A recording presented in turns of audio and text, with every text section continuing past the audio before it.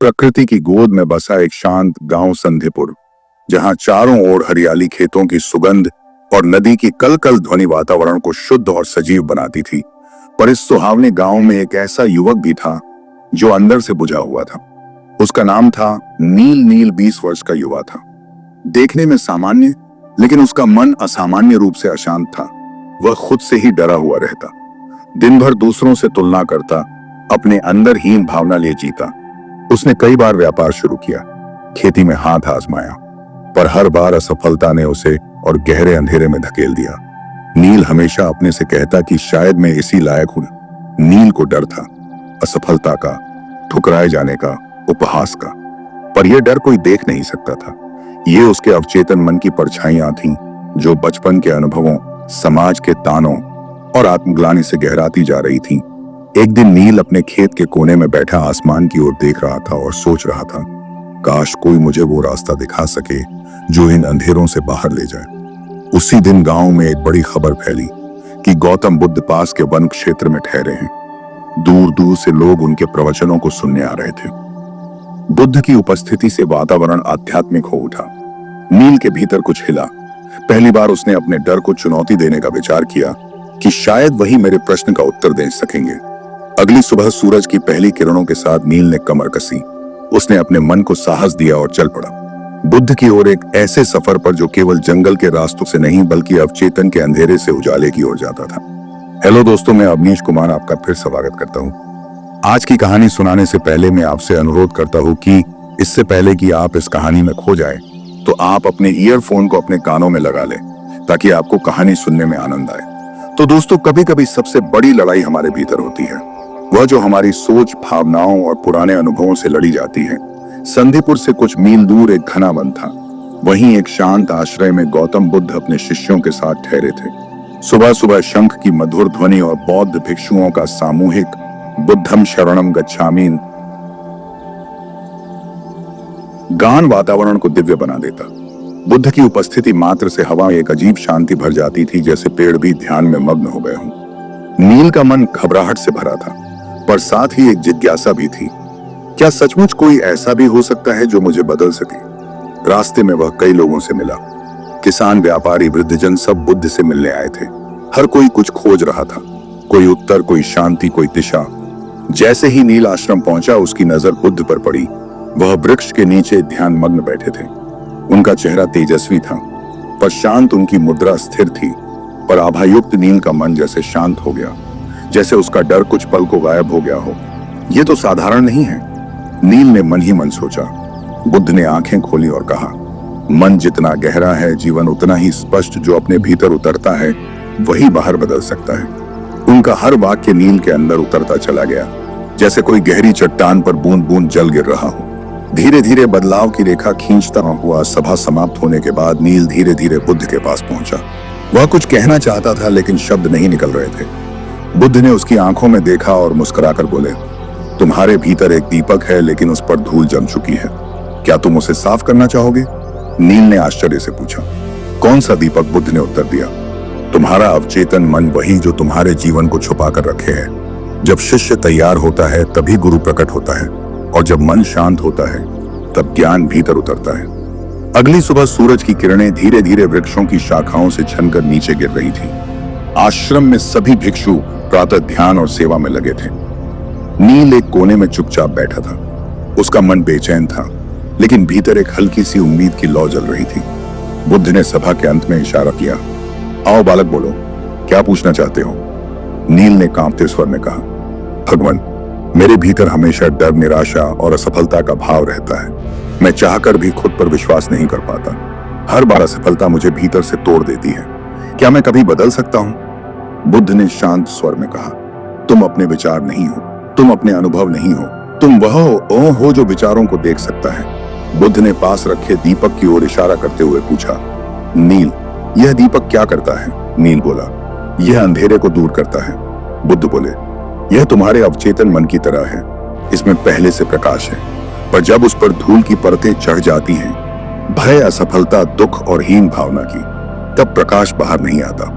तुम्हें केवल यह समझना है कि वह दीपक बुझा नहीं है, वह बस ढका हुआ है। बुद्ध ने कहा, तुम हर सुबह उठते ही आंखें बंद करो और कहो, मैं शांत हूं, मैं सक्षम हूं, मैं उजाले से भरा हूं। इसे केवल बोलना नहीं, महसूस भी करना है। यही प्रक्रिया तुम्हारे अवचेतन को बदलना शुरू करेगी। नील ने ध्यानपूर्वक सुना और पहली बार उसके चेहरे पर एक नन्ही मुस्कान उभरी।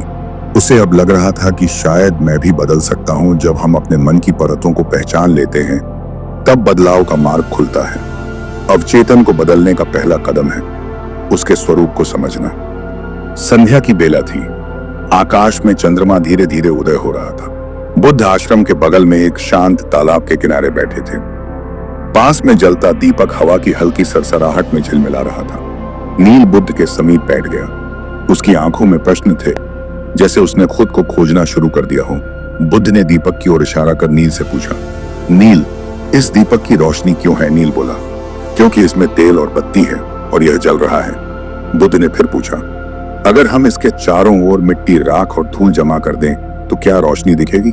नील बोला, नहीं, दीपक तो जलता रहेगा और उसका प्रकाश बाहर नहीं आएगा। बुद्ध बोले, ठीक वैसे ही तुम्हारा मन भी एक दीपक है। उसके भीतर चेतना का प्रकाश है, शुद्ध, शांत, सक्षम। लेकिन तुम्हारे विचारों की धूल, नकारात्मकता, डर, विफलता की स्मृतियां इस प्रकाश को बाहर आने से रोकती हैं। बुद्ध ने मिट्टी से एक वृत्त बनाया और बोले, यह बाहरी वृत्त है, तुम्हारा चेतन मन। यही तुम सोचते हो, निर्णय लेते हो, लेकिन इसके भीतर का गहरा भाग है अवचेतन मन, जो सब याद रखता है, बचपन से अब तक की सारी बातें, हर बात, हर अनुभव, हर अपमान, हर खुशी, सब कुछ यहाँ जमा है। यदि इस अवचेतन में भय, दोष और असफलता के बीज पड़े हैं तो यह वही फल देगा। लेकिन यदि इसमें साहस, प्रेम और विश्वास का बीज बोया जाए तो चमत्कार होगा। बुद्ध ने कहा, ध्यान और जागरूकता से तुम अपने पुराने विचारों को साफ कर सकते हो। अवचेतन की सफाई कोई जादू नहीं, यह सतत अभ्यास है। हर दिन अपने भीतर के दीपक को देखो और कहो, तू प्रकाश है, तू अंधकार नहीं है। नील की आंखें भर आईं। वह वर्षों से जिस अंधकार को अपनी पहचान समझता था, वह वास्तव में उसके मन पर जमी धूल मात्र थी। मन में उजाला लाना है तो पहले धूल हटानी होगी। अवचेतन को बदलने के लिए उसे समझना और साफ करना पहला कदम है। संधिपुर लौटने के बाद नील अब वही युवक नहीं था। बुद्ध से मिलकर उसकी आंखें जैसे किसी और ही जगत को देखने लगी थी। अपने ही भीतर के संसार को उसने अब दिन की शुरुआत ध्यान और आत्म संवाद से करने का संकल्प लिया। सुबह की ठंडी हवा चल रही थी। वह अपनी झोपड़ी के बाहर बैठा आंखें बंद की और बुद्ध के बताए अनुसार धीरे धीरे सांस पर ध्यान केंद्रित करने लगा। हर बार जब कोई डरावना विचार आता, वह केवल उसे देखता, प्रतिक्रिया नहीं करता। यह मेरा विचार है, मैं इससे अलग हूं। धीरे धीरे उसके विचारों की गति मंद होने लगी। पहली बार उसके भीतर सन्नाटा गूंजने लगा। नील ने हर दिन सुबह और रात को एक मंत्र की तरह कुछ पंक्तियां दोहराना शुरू किया। मैं शांत हूं, मैं सक्षम हूं, मैं उजाले से भरा हूं, मैं जो चाहता हूं उसे पा सकता हूं। पहले पहले ये पंक्तियां केवल शब्द लगती थीं, लेकिन एक सप्ताह बाद वे नील के भीतर उतरने लगी, जैसे बीज जमीन में समा रहे हों। नील ने यह अभ्यास लगातार 21 दिन तक किया। शुरुआत में मन भागता रहा, पुरानी यादें तंग करती रहीं, लेकिन वह डटा रहा। बुद्ध ने कहा था, अभ्यास ही परिवर्तन का बीज है। अब नील न केवल सुबह ध्यान करता, बल्कि दिन भर अपने विचारों को पहचानने लगा। जब भी कोई नकारात्मक भावना आती, वह स्वयं से कहता, यह मेरा अंत नहीं है, यह सिर्फ एक विचार है। तीसरे सप्ताह के अंत तक नील ने देखा, वह अधिक शांत और संतुलित महसूस करता है। दूसरों से डर कम हो गया है। बातें करते समय उसकी आवाज अब कांपती नहीं। वह सोचने लगा, क्या वाकई मेरा अवचेतन बदल रहा है? बदलाव कोई चमत्कार नहीं, वह नियमित अभ्यास का परिणाम है। ध्यान और पुष्टि, एफर्मेशन, अवचेतन के दरवाजे पर दस्तक देते हैं, धीरे धीरे उसे नया रूप देते हैं। नील का ध्यान और पुष्टि अभ्यास फल देने लगा था। वह शांत रहने लगा था, लोगों से अधिक आत्मविश्वास से बात करता और जीवन में फिर से कुछ करने की प्रेरणा जाग उठी थी। लेकिन जैसे ही वह ऊपर उठने लगा, एक नया संघर्ष शुरू हुआ। भीतर की जंग, वो स्मृतियां जिनसे वह भाग रहा था। एक शाम जब नील ध्यान कर रहा था, अचानक उसकी आंखों से आंसू बहने लगे। उसे याद आया, उसका शिक्षक उसे पूरे वर्ग के सामने डांटता था, तू कभी कुछ नहीं कर पाएगा, बैठ जा। उस दिन नील की आत्मा पर जो चोट पड़ी थी, वह आज तक उसकी सोच को चुपचाप निर्देशित कर रही थी। मैं असफल हूं, यह विचार उसी दिन उसके अवचेतन में प्रवेश कर गया था। जैसे जैसे नील गहराई में उतरने लगा, पुरानी बातें उभरने लगी। पिता की डांट, सहपाठियों का तिरस्कार, पहली बार व्यापार में घाटा होना, लोगों का ताना, ये तो कुछ नहीं कर सकता। ये सब उसकी सोच नहीं थी, यह सब उसके भीतर बसी हुई आवाजें थीं जो वह अपना सत्य समझ बैठा था। अब नील ने नया अभ्यास शुरू किया। जब कोई पुरानी स्मृति आती, वह उसे दबाने की बजाय कहता, मैं जानता हूं तुम एक पुरानी परछाई हो, तुम मेरी शक्ति नहीं हो। जब उसे लगता मैं नाकाम हूं तो वह उत्तर देता, पसपुटिजा, ये तुम कह रहे हो, मैं नहीं, मैं अब बदल चुका हूं। इस प्रकार नील ने पहली बार अपनी ही आवाज को चुनौती देना शुरू किया, और यह सबसे कठिन साधना थी। उसने जैसे किसान खेत की घास काटता है, वैसे ही साधक अपने मन के विकारों को काटता है। एक एक करके अब नील समझ चुका था, अवचेतन की सफाई में सबसे अधिक बाधा हमारी स्मृतियों की शक्ति है। पर जब हम उन्हें केवल स्मृति के रूप में स्वीकार करते हैं, आलस पाओ तो उनका असर मिटने लगता है। हमारे जीवन का सबसे बड़ा युद्ध बाहर नहीं,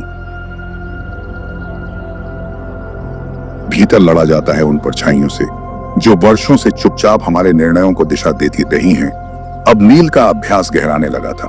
जहां पहले वह अपनी कमजोरियों से लड़ता था, अब वह उन्हें समझने लगा था। एक सुबह ध्यान के दौरान उसके भीतर अचानक एक अनुभूति जागी। मैं कोई टूटा हुआ व्यक्ति नहीं हूं, मैं वो बीज हूं जो केवल दब गया था, अब अंकुरित होने को तैयार है। नील ने हर दिन खुद से एक ही बात कहना शुरू किया, मैं अपने अनुभवों से बड़ा हूं, मेरे भीतर अपार शक्ति है, मैं जैसा सोचता हूं वैसा ही बनता हूं। धीरे धीरे वह खुद को केवल परिणाम नहीं बल्कि एक निर्माता मानने लगा जो अपनी दुनिया को बदल सकता है। तो दोस्तों, कैसी लगी आज की हमारी यह कहानी अवचेतन मन का दीपक? अगर पसंद आए तो इस वीडियो को लाइक जरूर करें, साथ ही इस चैनल अवनीश विद बुद्धा को सब्सक्राइब करना ना भूले। तब तक के लिए मैं अवनीश कुमार आपसे विदा लेता हूं और मिलता हूं एक नई कहानी में। नमस्कार।